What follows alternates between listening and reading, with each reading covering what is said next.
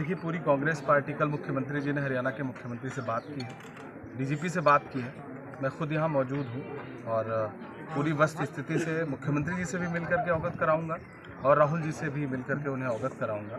और मसला है इंसाफ का, तो जो एफआईआर हुआ है उस एफआईआर में जो लोग नामजद हैं उनके खिलाफ जो कानून कहता है उस हिसाब से कार्रवाई होगी, उसमें कोई ढिलाई नहीं बरती जाएगी।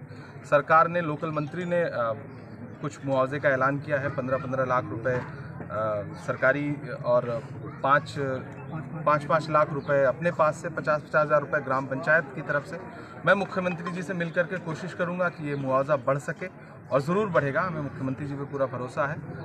एक और डिमांड आई कि परिवारों को नौकरी, बिल्कुल मैं इस मामले में पीड़ित परिवार के साथ हूँ। मैं मुख्यमंत्री जी से 23 तारीख को, 24 तारीख को लगातार अधिवेशन में मुलाकात मेरी होगी, राहुल जी भी रहेंगे वहाँ। मैं उन सब के सामने ये बात रखूँगा कि पीड़ित परिवारों को नौकरी भी दी जाए और मुआवजे की रकम भी बढ़ाई जाए, ताकि बहुत गरीब लोग हैं, इनका घर देख करके किसी का भी दिल पसीज सकता है कि कितने छोटे व्यापारी रहे होंगे, छोटे कारोबारी लोग हैं, और जिस तरह से इनकी जघन्य हत्या की गई है वह इस देश के संविधान पर कलंक है। सर, जिस प्रकार से सर अभी राज्यसभा सदन मैं सदन में उठाऊंगा, क्योंकि सीधे सीधे ये फेल्योर जो है वो हरियाणा सरकार का है। हरियाणा की पुलिस शामिल रही है एक तरह से इस हत्याकांड में। जिस तरह की घटनाएं सामने आई, जिस तरह के वीडियोस सामने आए, जिस तरह के पहले गिरफ्तार आरोपी ने कबूला है, उसके हिसाब से तो फिरोजपुर झिरका पुलिस के संज्ञान में है पूरा मामला।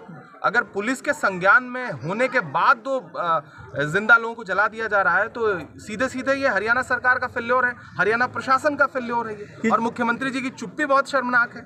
सर, जो गाय की रक्षा करने के लिए क्या देश का प्रशासन जो है वो सक्षम नहीं है? किसी भी राज्य का प्रशासन सक्षम नहीं है? अब प्राइवेट जो है अपराधियों को उसका ठेका दिया जाएगा, ये तो बहुत ही शर्मनाक है। ये इस देश के कानून को चिढ़ाने वाली बात है ये।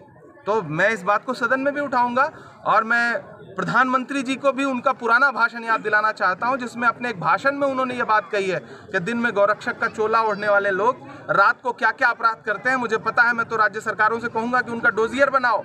ये प्रधानमंत्री नरेंद्र मोदी जी का पुराना भाषण है।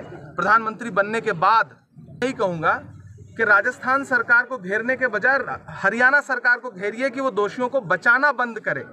दोषियों को बचा कौन रहा है? हरियाणा सरकार बचा रही है।